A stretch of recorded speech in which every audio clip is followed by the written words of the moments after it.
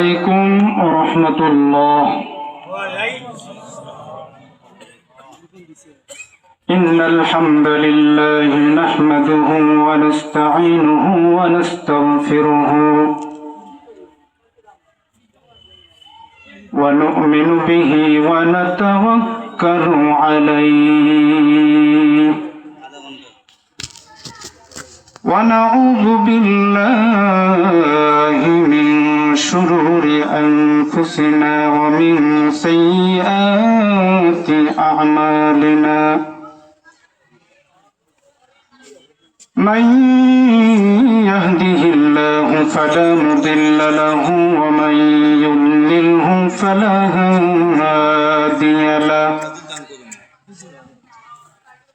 ونشهد أن لا إله إلا الله وحده لا شريك له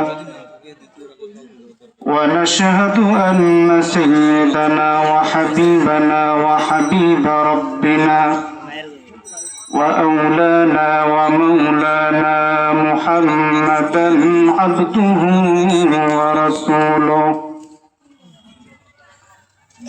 الذي أرسله بالحق كافة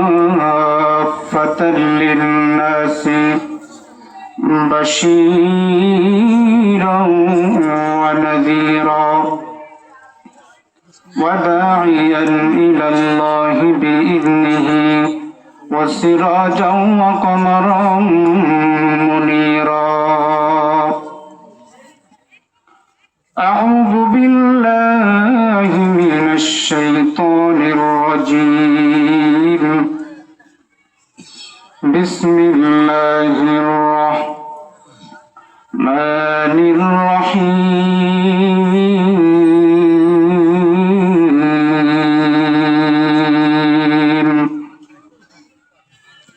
إن الله يأمركم أن تؤدوا الأمانات إلى أهلها وقال عليه الصلاة والسلام على كلكم راع وكلكم مسؤول عن رعيته أو كما قال عليه الصلاة والسلام. ঘুরিতেছো তুমি মায়ারি পিছে এত আশা ভালোবাসা সকলি মিছে। সবাই আমার সাথে হাত উঠান, যারা বলেন কথা ঠিক কিনা। এটা তাকবীর হবে, ঠিক আছে? লিল্লাহি তাকবীর, লিল্লাহি তাকবীর। ঘুরিতেছো তুমি মায়ারি পিছে এত আশা ভালোবাসা সকলি মিছে। কখন জানি আইসা পরে, কখন জানি, কখন জানি আইসা পরে আজরাইলের হাতের চিঠি। ওই যে দেখো ডাকিতেছে তোমায় কবরের মাটি। জোরে বলেন কথা ঠিক কিনা। ওই যে দেখো, পড়েন আমার সাথে সবাই, ওই যে দেখো ডাকিতেছে তোমায় কবরের মাটি। একদিন সন্ধ্যার আগে ডুবের বেলা এক পলকে ভেঙ্গে যাবে সকল রঙের মেলা। হাত উঠাইলে বলতে হবে ঠিক কিনা, বলেন ঠিক কিনা। আর দ্বিতীয়বার কিন্তু বলবো না, দেখি আপনাদের জজবা কেমন। আমি পোস্টার দেখে বুঝছিলাম যে এই এলাকার মানুষের খুব জজবা। আলহামদুলিল্লাহ বলেন, জোরে বলেন আলহামদুলিল্লাহ। একদিন সন্ধ্যার আগে ডুবে রে বেলা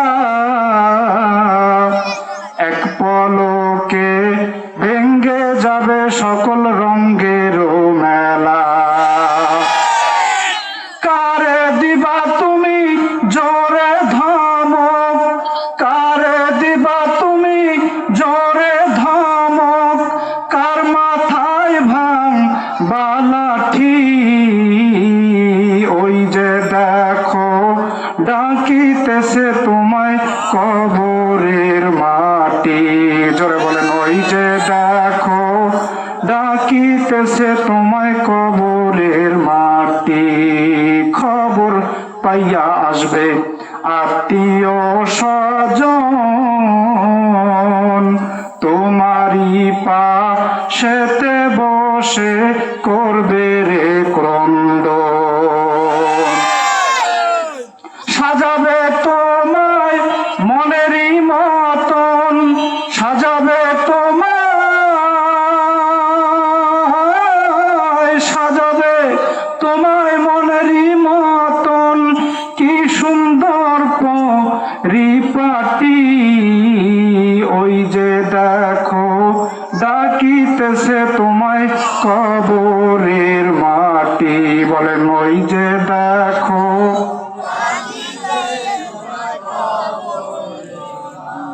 সবাই বলেন ওই যে দেখো ডাকিতেছে তোমায় কবরের মাটি। মাকুন সুস্তি নামাজে পান যে গানা, ফাওয়াইলুল লিল মুসাল্লিন আল্লাযীনা। हकीकत से तो दुनिया बेखबर है, दुनिया की नुमाइश पर नजर है। একটু জিকির করেন লা ইলাহা ইল্লাল্লাহ, জোরে লা ইলাহা ইল্লাল্লাহ, লা ইলাহা ইল্লাল্লাহ। আসিয়া খেলল প্রেমের খেলা, ফেরাউন দিল কতই জ্বালা। অগ্নি কুণ্ডের সামনেও থেকে ভুলল না আসিয়া ইল্লাল্লাহ। জোরে লা ইলাহা ইল্লাল্লাহ, লা ইলাহা ইল্লাল্লাহ, লা ইলাহা ইল্লাল্লাহ, লা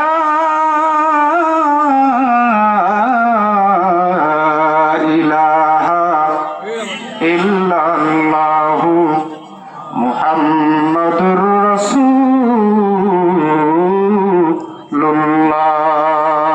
সাল্লাল্লাহু।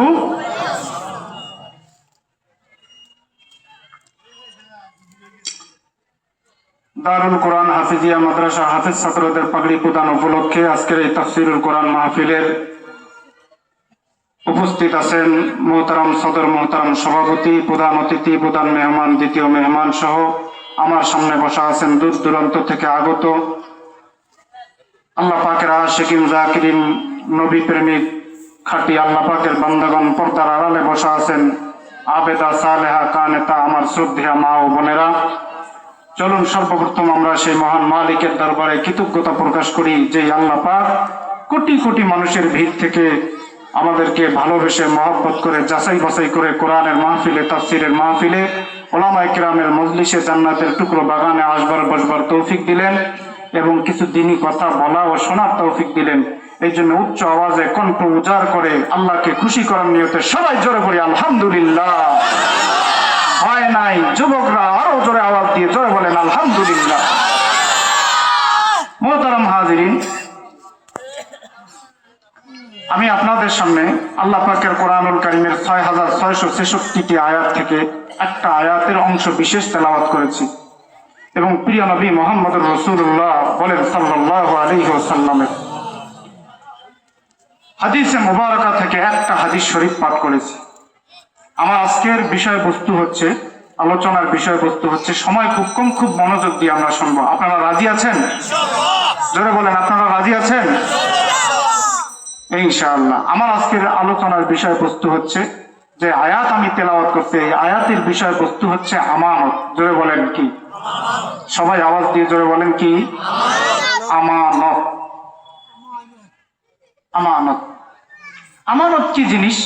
কোরআনে এবং হাদিসে বিভিন্ন জায়গায় আল্লাহ পাক মানুষকে আমানতের শিক্ষা দিয়েছেন। আমানত কি জিনিস? এই যে একটা বস্তু, আবিধানিক অর্থ আমানতের, এটা আমি আপনার কাছে দিলাম, আমানত রাখলাম। এই যে আপনার কাছে আমানত আমি রাখলাম, এটার মালিক কিন্তু আপনি না। কথা বলেন ঠিক কিনা? এটার মালিক কি আপনি?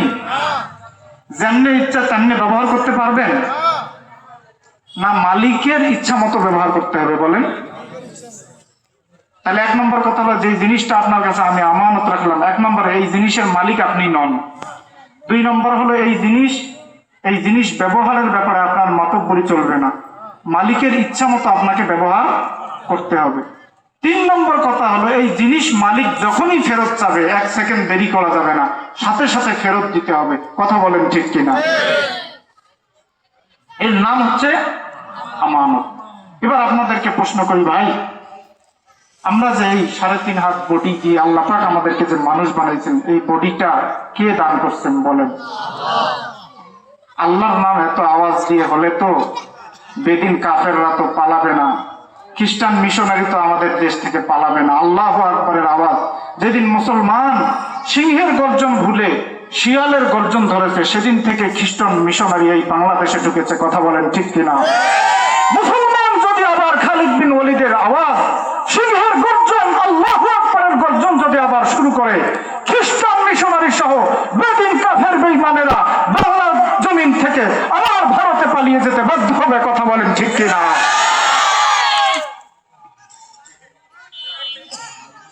আমানত, আমি যে আয়াত পাঠ করেছি, এই আয়াতের বিষয়বস্তু হচ্ছে আমানত। আল্লাহ পাক যে আমাদেরকে বডি দান করছেন, এই বডিটা আল্লাহর পক্ষ থেকে আমাদেরকে দেওয়া। কি বলেন? জোরে বলেন, আমানত।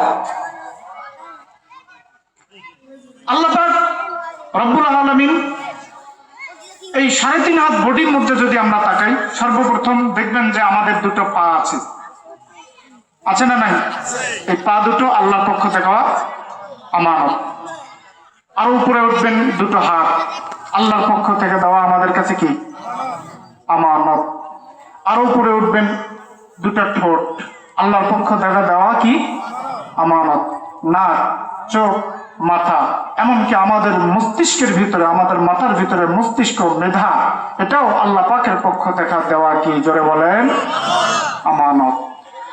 আমার আল্লাহ পাক বলেন, বান্দা, ইন্নাল্লাহা ইয়া'মুরুকুম আন তুআদ্দুল আমানাতি ইলা আহলিহা। রব্বুল আলামিন ডাক দিয়ে বলে, বান্দা, তোমার সারা পৃথিবীর দিকে দৃষ্টি করার কোনো প্রয়োজন নাই রে বান্দা। তুমি তোমার 3.5 হাত বডির দিকে খেয়াল করো। তোমার এই 3.5 হাত বডির মধ্যে আমি আল্লাহ অনেক আমানত রেখেছি। মুসলমান বন্ধু, এই 3.5 হাত বডি যদি আমার আল্লাহ পাকের দেওয়া আমানত হয়, তাহলে এই বডিটা পৃথিবীর মধ্যে কিভাবে আমি চালাবো? আমার মন মতো নাকি আল্লাহর মন মতো? জোরে বলেন। আল্লাহ পাক রব্বুল আলামিন বলে, বান্দা, তোমার 3.5 হাত বডির দিকে তুমি তাকায়া দেখো রে বান্দা, আলাম নাজআল লাহু আইনাইন, আমি আল্লাহ তোমাকে কত সুন্দর দুটো চক্ষু দান করেছি। ওই যে আমরা অনেক সময় বাসের ভিতরে চলাচল করি, বাসের ভিতরে এক অন্ধ যুবক, নওজোয়ান যুবক ভিক্ষা করে, মানুষে উপহাস করে, বলে, রে যুবক, তোর তো গায়ে শক্তি আছে, তুই ভিক্ষা করো কেন? তোরে হচ্ছে এগুলো ঢং, তুমি তো কাজ করে খাইতে পারো, দিন মজুরের কাজ করতে পারো রে যুবক, তোমার হাত পা অঙ্গ প্রত্যঙ্গ সব কিছু ঠিক আছে। নওজোয়ান যুবককে বাসের মানুষেরা যখন এভাবে টিটকারি করতেছিল, মস্কারা করতেছিল, নওজোয়ান যুবক চোখের পানি ছেড়ে দিয়ে কান্দে আর বলে, ভাই রে, তুমি দেখতেছো আমার সমস্ত অঙ্গ প্রত্যঙ্গ ঠিক আছে, তুমি বুঝতে পারো নাই আমার একটা অঙ্গের মধ্যে সমস্যা রয়ে গেছে।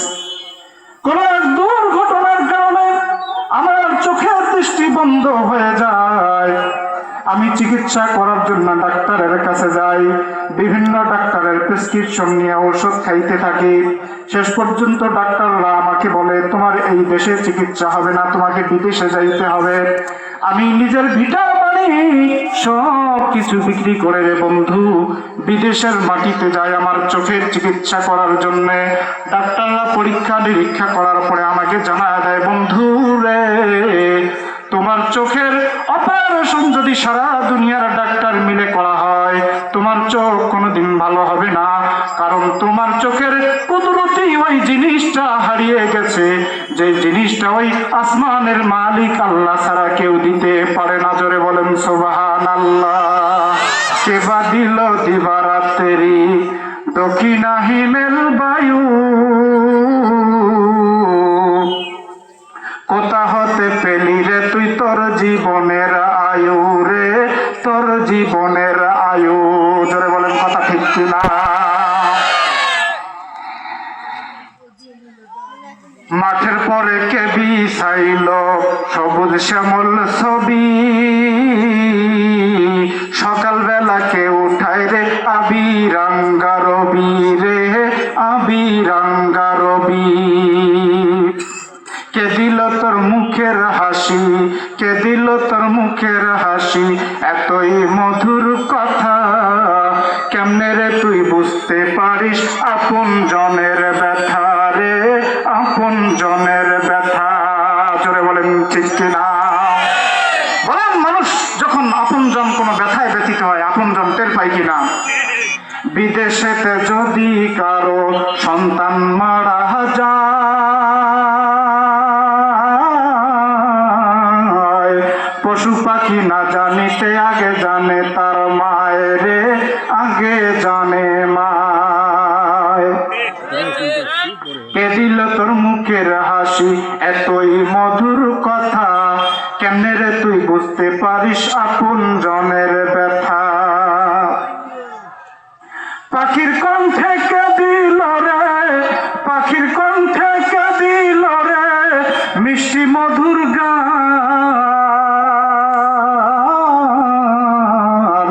এই সকল কিছু হইল রে এক আল্লাহ তাআলার দান। চিল্লায় বলেন ঠিক কিনা? মাকুন সুস্তি নামাজে পান যে গানা, ফাওয়াইলুল লিল মুসাল্লিন আল্লাযিনা। আমার আল্লাহ পাক বলে, বান্দা তোমার 3.5 হাত বডিটা আমি আল্লাহর পক্ষ থেকে তোমার কাছে দেওয়া আমানত, এই আমানতের খেয়ানত কিন্তু বান্দা কইরো না। কি বলেন? আল্লাহ পাক আমাদেরকে যত আমানত দিলেন তার মধ্যে সবচেয়ে বড় একটা আমানত দিলেন এই মাথার ভিতরে মস্তিষ্ক ব্রেন। রব্বুল আলামিন বলে, বান্দা রে এই তোমার মাথার ভিতরে মস্তিষ্ক আমি আল্লাহর পক্ষ থেকে দেওয়া আমানত। মানুষ এই মস্তিষ্ক পেয়ে, ব্রেন পেয়ে আল্লাহর সাথে যুদ্ধ করার জন্য প্রস্তুত হয়। কথা বলেন ঠিক কিনা? আল্লাহর কোরআনের বিরোধিতা করে। কথা বলেন ঠিক কিনা? বড়াই করে আমি বুদ্ধিজীবী, আমি জ্ঞানী। রব্বুল আলামিন বলে, বান্দা আমার দেওয়া এই মেধা এবং ব্রেন খাটায়া যদি আমার বিরুদ্ধে তুমি দুশ্মনী শুরু করে দাও, আমার যদি অবাধ্য হয়ে যাও, বেশি মেধা বান্দা তোমাকে আমি দান করি নাই, তুমি যদি তোমার মেধাটার কারণে বড়াই করো, অহংকার করো, তবে বান্দা আমার মাখলুকাতের মধ্যে ছোট্ট একটা মাখলুকাতের দিকে তুমি তাকায় দেখো, সেটা হলো বাবুই পাখি। আপনারা বাবুই পাখি চেনেন কি চেনেন না জোরে বলেন? বাবুই পাখি যখন বাসা বানায় বন্ধু আমার, আমার আল্লাহ পাক বলে, বান্দা বাবুই পাখির দিকে তাকায় দেখো। মানুষ নিজের বাসা বাড়ির ভিত্তি স্থাপন করে মাটি থেকে, আর আল্লাহ পাক বলে, বান্দা বাবুই পাখির ভিতরে আমি যে মেধা দিয়েছি, এই বাবুই পাখি তার বাসা বাড়ি যখন বানায়, এই বাসা বাড়ির ভিত্তি স্থাপন করে উপর থেকে। জোরে বলেন সুবহানাল্লাহ। মানুষের যে বাসা বাড়ি বানায় রে বন্ধু, যদি ভূমিকম্প শুরু হয়ে যায় এই বাসা বাড়ি তছনছ হয়ে যায়, ঘূর্ণিঝড় আসলে বাসা বাড়ি তছনছ হয়ে যায়। আর বাবুই পাখি তাল গাছ থেকে যে বাসা বাড়ি বানায়, এই বাসা বাড়ি ভূমিকম্পে নষ্ট হয় না, ঘূর্ণিঝড়ে নষ্ট হয় না। কথা বলেন ঠিক কিনা? হায়াতুল হায়াওয়ানের মধ্যে আল্লামা দারিমি রাহমাতুল্লাহি আলাইহি বলেন, একটা বাবুই পাখি যখন বাসা বানাইবে, তাল গাছের পাতা থেকে প্রথমে 3টা সিঁড়ি বের করে, এটা হলো তার বাড়ির ভিত্তি। এই সিঁড়ির মধ্যে আবার বিম লাগায়, এই বিমের মধ্যে বাবুই পাখি স্বামী স্ত্রী দুজনে বসে আবার পরামর্শ করে কয়টা রুম হবে। মুসলমান বন্ধু রে, কি মেধা আমাকে আল্লাহ পাক দান করছে, আর বাবুই পাখিকে আল্লাহ পাক কি মেধা দান করছে, কি বুদ্ধি দান করছে। স্বামী স্ত্রী দুজনে চিন্তা ভাবনা করে প্ল্যান করে 3টা রুম হবে। কয়টা জোরে বলেন? একটা রুম হবে বিমের উপরে, যেই রুমটা হলো বেডরুম, সেখানে তুমি আর আমি থাকবো। আর একটা রুম হবে গেস্ট রুম, মেহমান খানা, সেখানে মেহমান আসলে থাকবে। আর একটা রুম হবে ডাইনিং রুম, যেখানে আমরা খাবার দাবার খাবো। এই জন্য বন্ধু রে, যদি কখনো বাবুই পাখির বাসা আমাদের হাতে এসে যায়, দেখবেন যে বাবুই পাখির বাসার মধ্যে 3টা রুম। মহান আল্লাহ পাক বুঝিয়ে দিলেন, বান্দারে মেধার বড়াই করো না, ছোট্ট একটা মাখলুক বাবুই পাখির মাথার ভিতরে আমি রব্বুল আলামিন যে মেধা দিয়েছি, সেই মেধাটাও কিন্তু তোমার ভিতরে নাই। কথা বলেন ঠিক কিনা? মুসলমান বন্ধুরা, এই বাবুই পাখি যখন বাসা বানায় নিজের ঠোঁট দিয়ে বিভিন্ন ফুটা রেখে দেয়, আবার বন জঙ্গলে গিয়ে লিল্লাহে তাকবীর, যারা বলেন লিল্লাহে তাকবীর, দ্বিতীয় মেহমানের আগমন। এই বাবুই পাখি যখন বাসা বানায়, বাসার মধ্যে বিভিন্ন ঠোঁট দিয়ে ফুটা করে দেয়। বন জঙ্গল থেকে ওই যে জোনাকি পোকাকে সে অ্যাটাক করে নিয়ে এসে ওই ফুটার মধ্যে ঢুকায়। পার্শ্ববর্তী এলাকায় যদি কোথাও কোনো পুকুর থাকে, পুকুর থেকে এঁটেল মাটি এনে ওই যে জোনাকি পোকাগুলোকে ফুটা দিয়ে ঢুকায় দিয়ে বাহির দিয়ে বন্ধ করে দেয়। মুসলমান বন্ধু আমার, বাবুই পাখিকে জিজ্ঞাসা করা হলো, বাবুই পাখি জোনাকি পোকা কেন তোমার বাসার ভিতরে? বাবুই পাখি উত্তর দেয়, রে বনি আদম রে, আমার যখন বাচ্চা হবে গভীর রজনীতে অন্ধকারে যেন কষ্ট না হয়, এই জন্য জোনাকি পোকা 8 থেকে 10টা জোনাকি পোকাকে আমি আমার বাসার ভিতরে রাখি। আমার বাচ্চা যখন ডেলিভারি হবে অন্ধকারে যেন কোনো কষ্ট না হয়। জোনাকি পোকা দেখবেন একজন জ্বলে আর একজন বন্ধ হয়। এই জন্য 8-10টা জোনাকি পোকা যখন আমার বাসার ভিতরে থাকবে, আমার বাসায় কখনো লোডশেডিং হবে না। জোরে বলেন সুবহানাল্লাহ। মুসলমান বন্ধু আমার, হাইওয়াতুল হাইওয়ান কিতাবের মধ্যে আল্লামা দারিমি রহমাতুল্লাহ আলাইহি বলেন, বাবুই পাখি বাসার ভিতরে জোনাকি পোকাকে আটকায় রাখে কারেন্টের বিদ্যুৎ তৈরি করার জন্য। আবার এই বিদ্যুৎ যখন তৈরি হয়ে যায়, বাচ্চা যখন ফুটানো হয়ে যায়, বন জঙ্গলে গিয়ে খাবার সংগ্রহ করে, খাবার নিয়ে আসে। তার এক পায়ে হলো বাচ্চার খাবার, আর এক পায়ে হলো জোনাকি পোকার খাবার।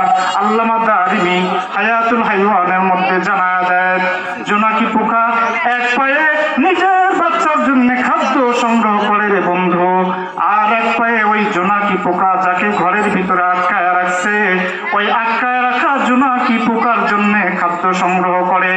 খাদ্য সংগ্রহ করার পর যখন বাসায় ফিরে রে বন্ধু, আল্লামা দারিমি বলেন, নিজের বাচ্চার মুখে খাবার তুলে দেওয়ার আগে জোনাকি পোকার মুখে বাবুই পাখি খাবার তুলে দেয়। জোরে বলেন সুবহানাল্লাহ। আমার আল্লাহ শিক্ষা দিয়ে দিলেন, রে বনি আদম, আমানতের খেয়ানত করা যাবে না। আমানতের হক কিভাবে আদায় করতে হয় বাবুই পাখির কাছ থেকে শিখে নাও। জোরে বলেন সুবহানাল্লাহ। এই আমানত চাঁদে রোজে নজদে মাস, در حقیقت مالک ہر شے خداست، در حقیقت مالک ہر شے خداست। একটু জিকির করি লা ইলাহা